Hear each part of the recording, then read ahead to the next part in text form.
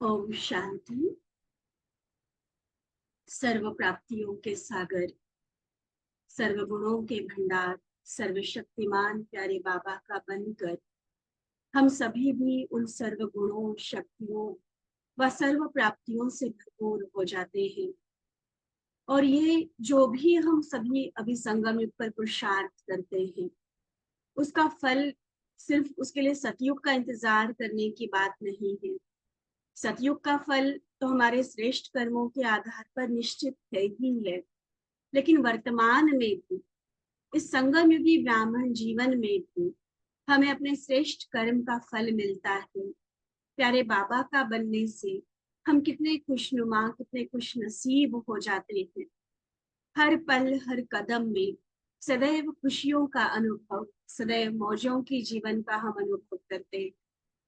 सतयुग में मिलने वाला फल तो मिलेगा, लेकिन आज बाबा ने बार बार प्रत्यक्ष फल की बात कही, और ऐसा प्रत्यक्ष फल, ऐसी खुशी जो यूं लगे कि पूरा ही समय हम बाबा के साथ पिकनिक मना रहे हैं। काम करना है सोचेंगे, सेवा करना है सोचेंगे, किसी तरह के कार्य को पूरा करके इस जिम्मेवारी, इस कर्तव्य को निभाना है, इस तरह की सोच होगी तो फिर भी कहीं ना कहीं भारीपन आ सकता है। थोड़ा सा मन में क्यों क्या की उलझन आ सकती है, कैसे करें, या उस जिम्मेवारी के बोझ का अनुभव हो सकता है, कहीं ना कहीं चिंता हो सकती है। लेकिन बाबा ने क्या कहा, पिकनिक मना रहे हैं, खेल कर रहे हैं, हर पल मनोरंजन है हमारा, हम बाबा के साथ हैं। जैसे लौकिक में भी दोस्त दोस्त मिलकर पिकनिक के लिए जाते हैं, एक जैसे होते हैं ना आपस में, सही एक जैसी मानसिकता होती है, एक जैसी पसंद नापसंद होती है, तो उन लोगों की आपस में बड़ी अच्छी ट्यूनिंग बनती है। और ऐसे लोगों को पिकनिक में भी फिर एक साथ एक दूसरे का पाकर बड़ा मजा आता है। तो हम भी पिकनिक कोई अकेले नहीं मनाएंगे, हम सभी बाबा के हमजिन्स हैं। खास पांडव बाबा के सामने है, तो ब्रह्मा बाप के हमजिन्स हुए ना पांडव। तो बाबा कहते कि ये हमजिन्स के साथ जैसे बाबा पिकनिक मनाते हैं, और फिर उसके साथ ही बाबा ने बहुत सुंदर कुछ ऐसे इशारे जो हमारे स्वमान को बढ़ाने वाले, जीवन में से व्यर्थ को समाप्त करने वाले, वो इशारे भी बाबा ने दिए। तो चले प्यारे बाबा के सामने, बाबा की दृष्टि अपने ऊपर अनुभव करते हुए, उस प्रभु मिलन का आनंद लेते हुए बाबा के महावाक्य सुनेंगे। आज की मुरली 19 अप्रैल 1983 की, जिसका सार है, संगम युग का प्रभु पर फल खाने से सर्व प्राप्तियां। संगम युग का प्रभु फल खाने से सर्व प्राप्तियां। कर्म योग की शिक्षा देने वाले सर्व स्नेही बाप दादा बोले, आज बाप दादा अपने सर्व स्नेही बच्चों को स्नेह का रिटर्न देने, मिलन मनाने, स्नेह का प्रत्यक्ष फल, स्नेह की भावना का श्रेष्ठ फल देने के लिए बच्चों के संगठन में आए हैं। शॉर्ट में कहे, हम बच्चों के प्यार में खींचकर उसका रिस्पॉन्ड देने के लिए बाबा आए हैं। भक्ति में भी स्नेह और भावना भक्त आत्मा के रूप में रही। तो भक्त रूप में भक्ति थी, लेकिन शक्ति नहीं थी, प्रॉपर परिचय नहीं था, वो डायरेक्ट संबंध नहीं था। इसलिए भले स्नेह था, भावना थी, लेकिन शक्ति का अनुभव नहीं होता था। स्नेह था, लेकिन पहचान व संबंध श्रेष्ठ नहीं था। भावना थी, लेकिन अल्पकाल की कामना भरी भावना थी। भगवान मेरी ये मन्नत पूरी करे, इस आपदा को दूर करे, ये हमारी इच्छा पूर्ण करे। तो अल्पकाल की कामना वाली भावना थी। अभी भी स्नेह और भावना है, भक्ति में भी थी, अभी भी है, लेकिन अब समीप संबंध के आधार पर स्नेह है। वो मेरा बाबा है, मेरा पिता है, अटूट अविनाशी नाता जिनके साथ, उस संबंध के आधार पर बाबा से प्यार, बाबा से स्नेह है। अधिकारीपन की शक्ति की, अनुभव के अथॉरिटी की श्रेष्ठ भावना है, मांगने वाली भावना नहीं कि बाबा से ये ले, नहीं, अधिकारी हैं हम। जो कुछ बाबा के पास है हमारा ही तो है, पूर्ण अधिकार दिया ना बाबा ने। तो भिकारीपन की भावना बदल, संबंध बदल, अधिकारीपन का निश्चय और नशा चढ़ गया। देखो, इस कॉन्ट्रास्ट को हमेशा याद रख। भक्ति को बाबा बुरा नहीं कह रहे, लेकिन वहां ध्यान नहीं था, प्रॉपर बाबा का पहचान, बाबा का परिचय नहीं था। इसलिए स्नेह होने के बावजूद वो शक्ति की अनुभूति नहीं थी। भावना भले थी, लेकिन कुछ ना कुछ मांगने वाली चीज थी उसके पीछे। और इसलिए थोड़ा बहुत कुछ मिल भी जाता था, लेकिन अधिकार संपूर्ण रूप से जो कुछ बाबा का सो मेरा, वो अधिकारीपन का, वो अनुभव की अथॉरिटी का, वो एहसास जो है वो अब है। ठीक है, तो कितना नशा चढ़ना चाहिए, कितनी खुशी, कितना निश्चय अनुभव होना चाहिए। ऐसे सदा श्रेष्ठ प्राप्ति और सेवा की भावना वाली श्रेष्ठ आत्माओं को प्रत्यक्ष फल प्राप्त होता है। बाबा पूछते, सभी प्रत्यक्ष फल के अनुभवी हो ना? प्रत्यक्ष फल खाके देखा है? कोई आम सेब की बात नहीं कर रहे बाबा।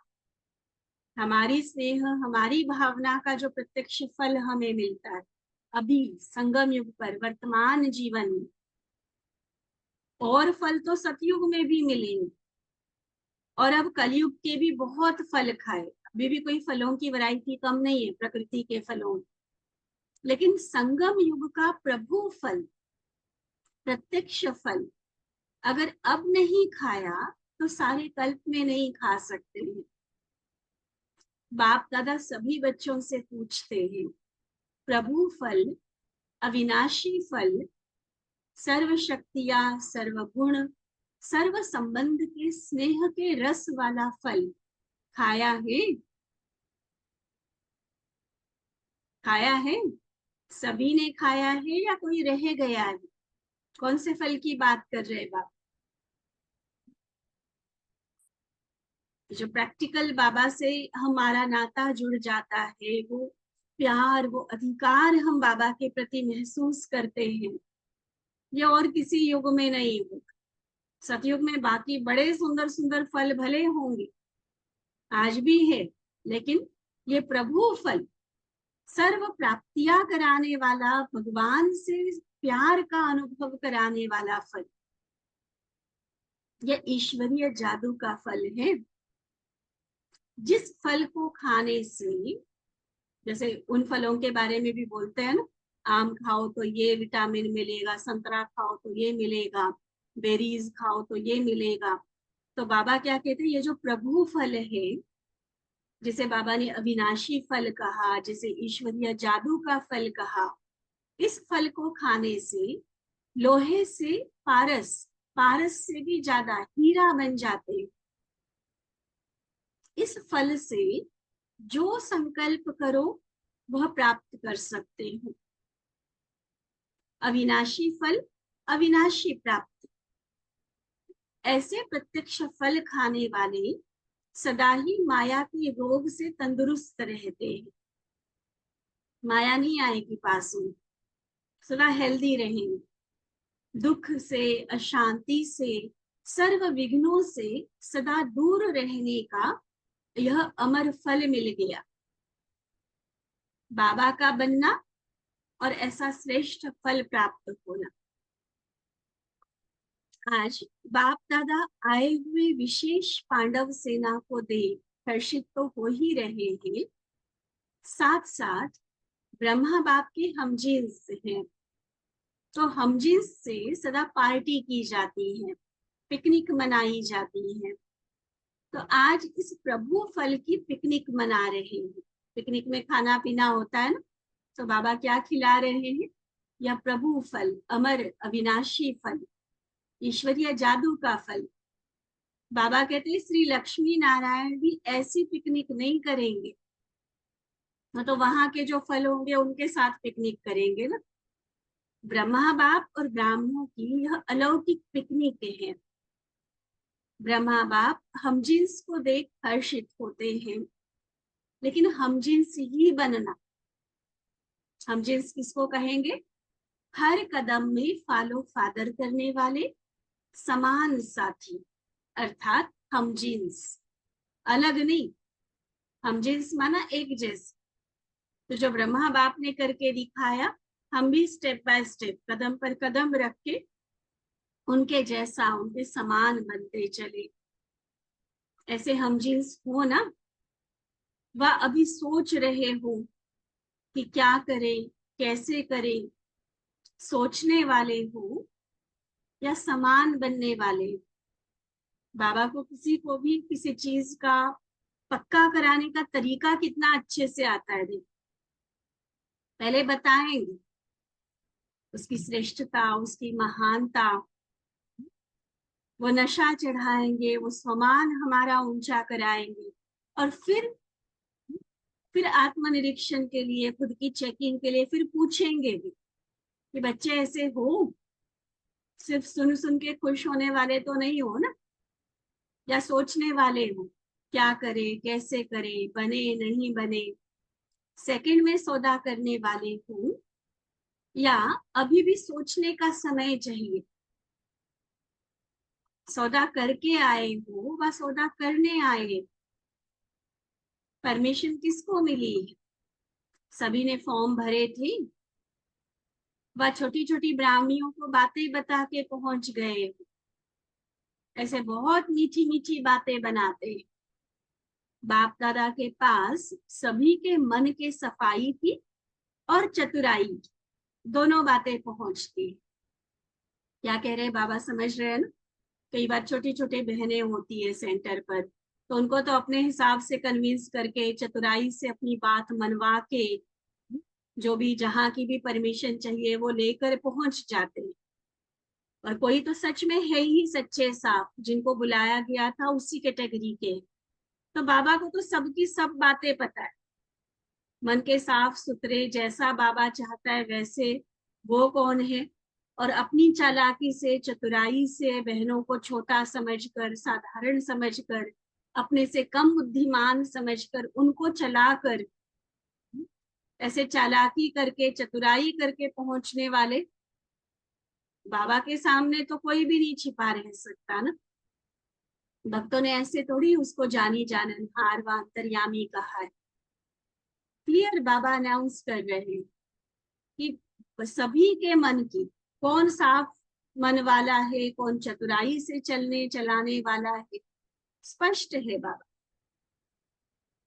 तो नियम प्रमाण सौदा करके आना है। चालाकी भगवान के पास नहीं चली, बहनों को फिर भी चला लो, लेकिन बाबा ने फल देना है ना, और बाबा के पास चालाकी नहीं चलती। तो नियम प्रमाण सौदा करके आना है। लेकिन मधुबन में कई सौदा करने वाले भी आ जाते हैं, करके आने वाले के बजाय यहाँ आकर सौदा करते हैं। इसलिए बाप दादा क्वांटिटी में क्वालिटी को देख रहे हैं। क्वांटिटी की विशेषता अपनी है, संख्या में बताई जाती ना, इतने हजार आए, इतने आए, इतने आए, वो तो होगी क्वांटिटी। लेकिन सचमुच बाबा जिस धारणा, जिस नियम में पक्का चाह रहे थे, उस क्वालिटी को भी बाबा विशेष रूप से देख रहे हैं। देखने वाले चाहे बाहर वाले सिर्फ संख्या देखकर खुश हो रहे हो, लेकिन मान लो 3000 पहुंचे हैं बाबा के सामने, उन 3000 में भी चाहे वो 500 होंगे, 1000 होंगे, तो वो ऐसी आत्मा है जो सचमुच एक धक का सौदा करके बाबा के पास पहुंची, पूरे निश्चय बुद्धि होकर, पूरे नियम पूर्वक पहुंचे हुए। तो नेचुरली क्या होगा, बाबा की नजर, बाबा की एक्स्ट्रा पावर उन आत्माओं को जरूर मिलेगी। तो क्वांटिटी में क्वालिटी की बात ये है। क्वांटिटी की विशेषता अपनी है। क्वांटिटी, संख्या ज्यादा होती है तो भी नामाचार अच्छा होता है ना, लेकिन क्वालिटी की विशेषता अपनी है। चाहिए दोनों ही। जैसे गुलदस्ते में वैरायटी रंग रूप वाले फूलों से सजावट होती है, पत्ते नहीं होंगे तो भी गुलदस्ता नहीं शोभेगा। तो क्वांटिटी माना पत्ते हैं, और क्वालिटी वाले बच्चे माना रंग बिरंगे फूल हैं। तो बाप दादा के घर के श्रृंगार तो सभी हैं। बाबा किसी को भी लो फील नहीं होने देते, स्वमान सबका ऊंचा रखते, और फिर साथ में रियलाइज भी करवाते, क्योंकि पत्ते और फूल है तो दोनों ही श्रृंगार, लेकिन फर्क तो है ना दोनों में।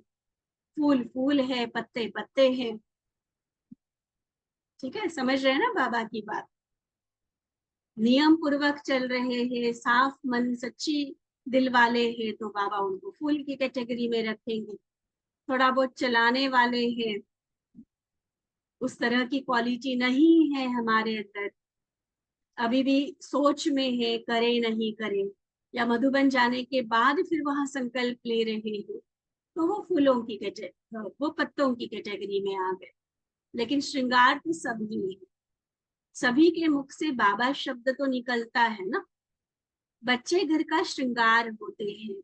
अभी भी देखो, यह ओम शांति भवन का हॉल आप सबके आने से सज गया है ना। तो घर के श्रृंगार, बाबा के श्रृंगार सदा चमकते रहो। क्वांटिटी से अब क्वालिटी में परिवर्तन हो जाओ। ठीक है, जो हो वो भी बाबा स्वीकार कर रहा है।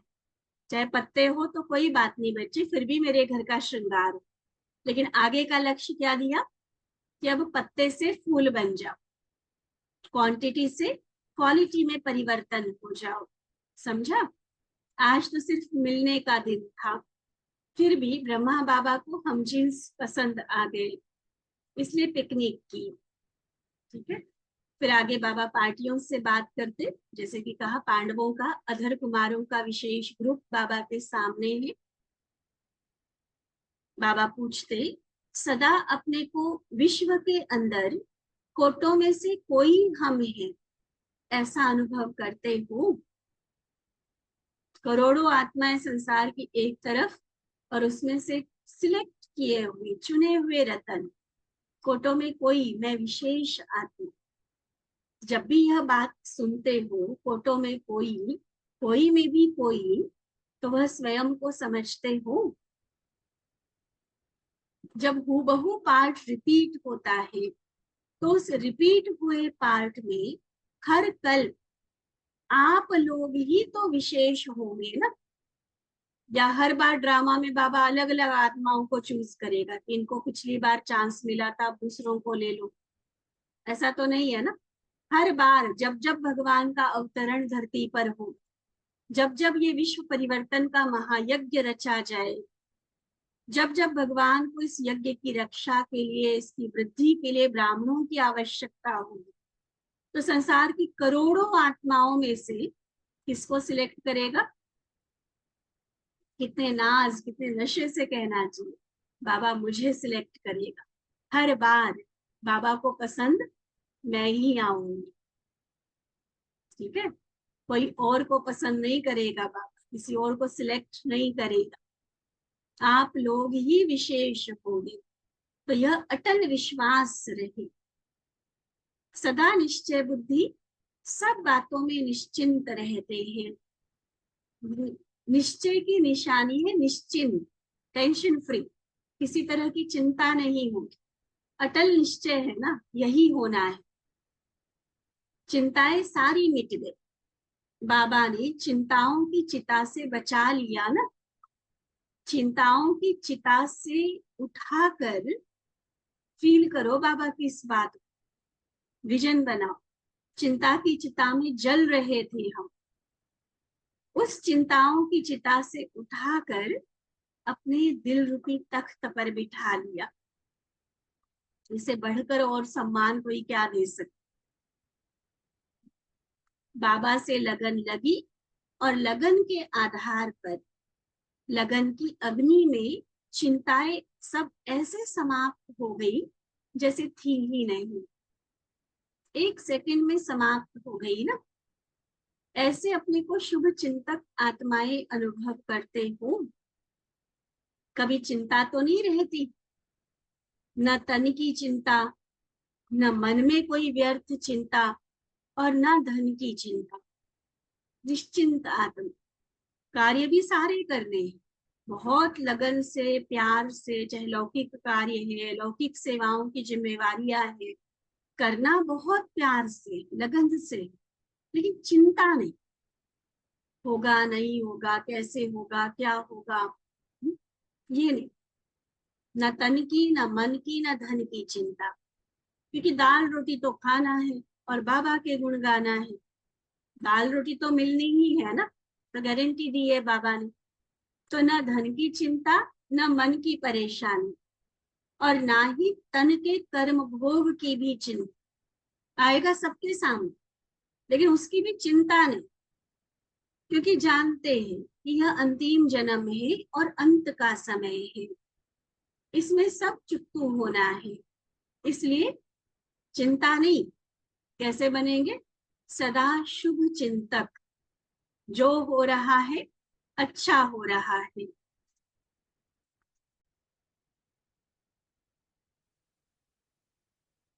कितना अच्छे से बाबा हमें ये पाठ पक्का करा रहे, चाहे पता है बाबा को भी, और हम सभी भी इस बात के अनुभवी हैं। बातें आएंगी, तन की भी आएंगी, धन की भी आएगी, कभी कर्म भोग है, कभी संबंधों में कुछ हो रहा है, लेकिन मेरी मन की स्थिति शुभ चिंतक वाली, जो हो रहा है अच्छा है, क्या होगा कोई चिंता नहीं। ज्ञान की शक्ति से सब जान गए, त्रिकालदर्शी बनाया ना बाबा ने, तो पता है जब सब कुछ जान गए तो क्या होगा, यह क्वेश्चन खत्म। क्या आंसर है इसका, ज्ञान है ना कि जो होगा वह अच्छे से अच्छा होगा। जब श्योर नहीं होता ना कि क्या होने वाला है या कुछ बुरा होने की आशंका होती है, तब चिंता होती है। लेकिन बाबा ने हमें कितना अच्छे से ये बात पक्की कराई है, घोट घोट कर जैसे पिलाई है ये घुट्टी, कि बच्चे जो हुआ अच्छा हुआ, जो हो रहा है अच्छा हो रहा है, और जो होगा वो बहुत बहुत बहुत अच्छा होगा, अच्छे से अच्छा हो। तो सदा शुभ चिंतक, सदा चिंताओं से परे, निश्चय बुद्धि, निश्चिंत आत्माएं, यही तो जीवन है। भगवान का बनने के बाद भी उसने मेरे जीवन की गारंटी ले ली, वो मेरा रक्षक बन गया, और अभी भी मैं चिंता में हूँ। ये निश्चय की कमी है। इसलिए बाबा ने निश्चिंत आत्मा, संगम युगी जीवन माना निश्चिंत जीवन। अगर जीवन में निश्चिंत नहीं तो वो जीवन ही क्या है, वो तो फिर कलयुग वाले भी बैठे हैं चिंताओं की चिता पर। और मुझे दिल तख्त मिलने के बावजूद भी मैं उतर उतर कर बार बार चिता में जाऊं, क्या वो चिता इतनी अट्रैक्ट करती है क्या हमें, जबकि परेशान खुद होते हैं चिंताओं के कारण। तो मेरी कितनी श्रेष्ठ जीवन है वह अनुभव करते हो। परिवार की भी चिंता तो नहीं है। कई बार चलो अपने लिए कुछ नहीं होता कि हमें तो बाबा संभाल लेगा, जो नहीं होते ना परिवार में बाकी लोग ज्ञान में, उनकी कईयों को चिंता होती है। ये भी मोह की रग है। बाबा कहते हर एक आत्मा अपना अपना हिसाब किताब चुकतू भी कर रही है और कोई नया भी बना रही है।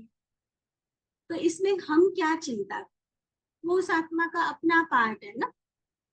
मेरे चिंता करने से तो कुछ बदलने वाला नहीं है। हाँ, शुभ भावना रखो उनके लिए, बाकी चिंता करने से क्या हो, कोई चिंता नहीं। पहले चिता पर जल रहे थे और अभी बाबा ने अमृत डाल जलती चिता से मरजीवा बना दिया, जिंदा कर दिया। जैसे कहते हैं ना, मरे हुए को जिंदा कर दिया।